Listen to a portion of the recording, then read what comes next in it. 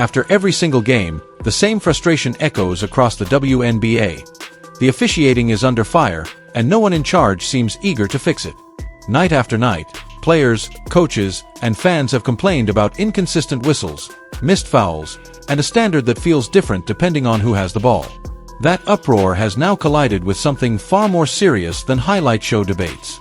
According to sworn statements described in recent legal filings, multiple WNBA referees have testified that league officials influenced how certain games were called. Those accounts, which have circulated among investigators and attorneys, claim the guidance flowed from the commissioner's office. The league's leadership has not publicly confirmed any of these allegations, and as of this report, no charges have been filed. But the mere existence of sworn testimony has pushed a long-simmering story into a full-blown question of integrity. For months, the league's biggest draw, Caitlin Clark, has been at the center of the conversation. The Indiana Fever rookie shattered attendance records, spiked television ratings, moved merchandise at unprecedented levels, and expanded the audience for women's basketball beyond anything the WNBA had seen. Yet at the same time, clips of Clark absorbing heavy contact without a whistle have circulated endlessly. Fans have asked the same question again and again. How is that not a foul? If the testimony from veteran referees is accurate, there may have been an answer all along, and it had nothing to do with judgment calls in the heat of the moment. This controversy doesn't live in a vacuum. Men's professional basketball has faced its own storm over officiating and betting integrity. High-profile commentary and investigations have put officiating behavior under a microscope across the sport. On ESPN, Stephen A. Smith bluntly warned viewers not to be surprised if federal scrutiny extended to the WNBA as well. That was not a legal conclusion, it was an opinion. But it landed with force. When a national voice says the quiet part out loud, the conversation changes. Suddenly, this isn't just about bad calls. It's about whether the standards that protect the game were bent by people who should be defending them. The core allegation is stark. Referees say internal meetings emphasized protecting the league's image over calling the game straight. To put it more plainly, they claim the directive was, do not let one player, everyone understands who that means, dominate the narrative. One official reportedly summed up the mindset this way: too much attention on one player disrupts the league's image. Under oath, that sentence lands like a hammer. If true, that is not officiating philosophy. It is brand management in a referee's jersey, and it cuts at the heart of competitive fairness. What makes it even more combustible is timing. The WNBA asked for a generational star for 2 decades. In 2024, it got one.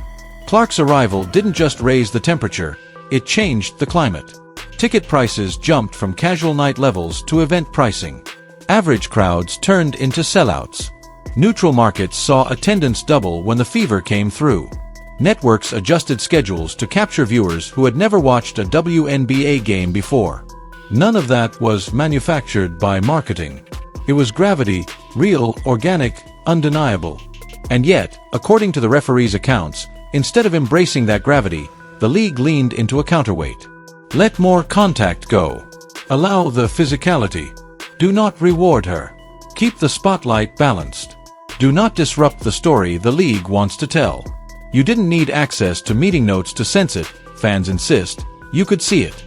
Forearm checks that would draw quick whistles for most scorers were suddenly play on when Clark attacked. Shoulder bumps that altered drives were shrugged off. Hip checks at midcourt turned into good defense. Whether you love Clark's game or you're tired of the coverage, it was hard to miss how often obvious contact faded into nothing. The human impact of all this has been brutal. Clark has taken the hits, played through them, and said little publicly. No blaming officials. No social media sniping. No press conference fireworks. Just basketball. She has handled the pressure and the bruises with the same composure she showed in college, when she played 139 straight games for Iowa and became a household name. In the pros, she kept her head down while the adults in the room, executives, governors, and stakeholders, argued over narratives that had little to do with the scoreboard. That professionalism stands in sharp contrast to the picture painted by the testimony. If investigators confirm that directives were issued to shape officiating for image control, this moves out of the realm of sports talk and into governance review. That is where questions get answered under oath, not in press releases. Were officiating standards altered to manage attention? Were particular players, Clark included, treated differently by design? Did leadership push an approach that put balance ahead of fairness? Those are not rhetorical questions. They go to the core of the league's credibility. It's important to say what we know and what we don't. We know officiating has been a constant flashpoint throughout the season, with coaches and players openly calling for consistency. We know 3 referees with long WNBA tenure submitted sworn statements alleging image-driven direction. We know outside commentators have connected those claims to a broader climate of scrutiny in pro basketball. We do not know the full scope of the evidence.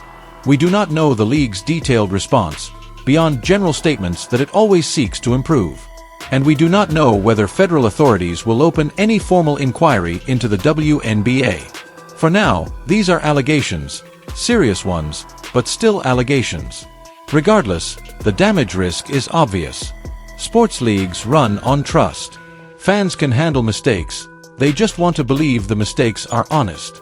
When the idea takes hold that outcomes are being nudged from the league office, or that a star is being balanced out of the spotlight, faith collapses. People don't invest money, time, or emotion in a product they think is programmed. They will watch a show. They will not accept a scripted sport. That is why this moment is so precarious for the WNBA. The league is in the middle of its most important growth spurt ever. Viewership records have been broken repeatedly. Social metrics have exploded. Sponsorships are up, expansions are back on the table, and national interest is real. A huge slice of that momentum is tied directly to Caitlin Clark's magnetism. She has been responsible for measurable increases in ticket revenue, merchandise sales, and broadcast audiences. Independent analysts have credited her with lifting the entire ecosystem, not just one franchise. You protect a player like that. Every league in the world protects its crown jewels, not by giving them calls, but by ensuring the rules are enforced fairly so artistry can flourish. If the whistle does not do its job, everything around it suffers. Coaches stop trusting the process. Players retaliate instead of compete. Executives worry about optics more than outcomes. The broadcast, and the fans watching at home, feel the tension and tune out. That is the road no league wants to travel, especially when a once-in-a-generation star is fueling a renaissance. History tells a different story about how leagues grow. Basketball's modern boom rode Michael Jordan's global rise. Tennis expanded with Serena Williams' reshaping power and style. Golf exploded during the Tiger Woods era. Football doubled down on Tom Brady's run. Soccer's U.S. growth surged with Lionel Messi's arrival. Greatness is disruptive, yes. But disruption is not a threat to a league, it is a gift. You do not muzzle gravity. You ride it. That is why the image of calm executives smiling courtside while the season's biggest star got hammered became such a flashpoint online. To many viewers, it read like institutional arrogance. We know better than the audience. We'll decide how the story goes. But the thing about a rocket is simple. Once it launches, you don't steer it mid-flight. You hang on and let it take you somewhere new. This is not just a PR problem for the WNBA. It is a legitimacy test. And it arrives exactly when the sport can least afford mixed signals. The NBA has been grappling with questions around officiating and betting. Public tolerance for gray areas is at a low. When one league faces accountability, every linked brand gets the same flashlight in its eyes. If investigators, league, independent, or federal, see sworn testimony, unusual physical play around a single player, and growing public suspicion, they will not label it coincidence. They will call it a red flag. There is still a clear path forward. It starts with transparency. Publish officiating standards in plain language. Make points of emphasis public before the season and after the All-Star break. Release pool reports after controversial finishes. Expand the last 2-minute report concept to more games, at least for marquee matchups. Use independent oversight to review a rotating sample of games each week, then share the trends. Modern fans understand complexity. What they won't accept is mystery. It also requires leadership that treats stardom as an asset, not a threat. Commissioner Kathy Engelbert has talked often about stability, partnerships, and expansion. Those are critical. But stability built on manipulated optics is not stability. It is control dressed up as progress. Real leadership protects the game first, then the brand follows. In the social media era, you cannot out-PR a perception that the game is being managed. You fix the game and let the product rebuild the story on its own. For Clark, the plan is already clear. She keeps playing. She keeps carrying the sport without dragging the conversation into mud. No subtweets. No score settling. She has chosen professionalism in a moment when many around her have not. That might be the most powerful statement of all. The youngest star in the league is modeling the maturity the institution needs. Should the allegations prove true, through emails, call notes, meeting summaries, or consistent patterns, this will not end with a memo or a promise to do better. It will trigger firings. It will demand policy changes. It will produce independent monitoring of referees and accountability structures that sit outside the commissioner's direct influence. It will rearrange how the league communicates with officials and how those officials communicate with teams. It will be less a cleanup and more a rebuild. Until then, every whistle matters twice as much. Every hard hit on Clark will be parsed frame by frame. Every no call will be clipped, slowed, and shared. Ratings will rise because the games are compelling, and because the audience now smells a bigger story. That is not sustainable. The WNBA's surge rests on joy and excellence, not on controversy. The league should want the highlight to be a step-back three, not a freeze frame of an uncalled shove at mid-court. There is an irony too big to ignore. The league's greatest opportunity and its greatest risk are the same person. Clark has given the WNBA relevance, excitement, and an avalanche of attention. In return, the league owes her exactly what it owes every player: a fair court and consistent enforcement. Protecting a star does not mean giving her special treatment. It means ensuring the rules are the same for everyone, every night. No favors. No counterweights. Just basketball. That is all fans have asked for since the first week. Call it straight. That is what coaches want when they game plan. That is what players deserve when they step into the paint and absorb contact. And that is what a league committed to growth should want most of all. If there is momentum to protect, protecting the game is how you do it. The next steps will tell the story. Do we see officiating directives clarified? Do independent reviewers appear? Do we get a transparent timeline for reforms? Or do we get more silence while the clips keep piling up? Silence is not neutral.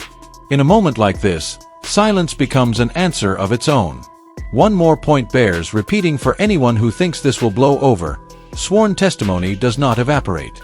Once a statement enters the record, it becomes part of a trail, one that journalists, lawyers, and, if necessary, investigators will follow.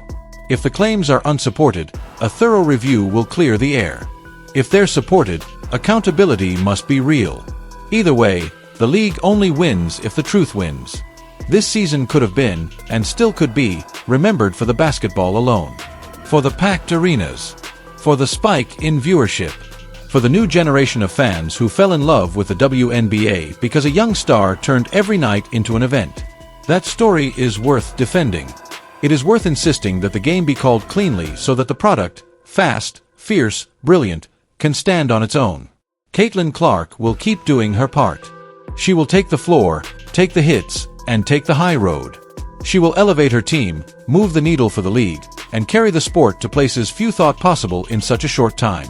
The question now is whether the leaders around her will rise to that same standard. If they do, the WNBA's best years are ahead, built on trust, not tension. If they don't, this will become the biggest scandal in WNBA history, not because of one player's stardom, but because of what the league chose to do with it. Greatness doesn't politely wait its turn. It elevates everyone in the room. The only smart response is to protect the game and let greatness lead. What do you think? Did the officiating cross a line this season, or is the outrage overblown? Should the league bring in independent review and publish clearer standards? Drop your thoughts in the comments. And if you care about the future of women's basketball, make sure you're subscribed. We'll keep covering the WNBA officiating controversy, the Caitlin Clark effect, and every development in this unfolding story.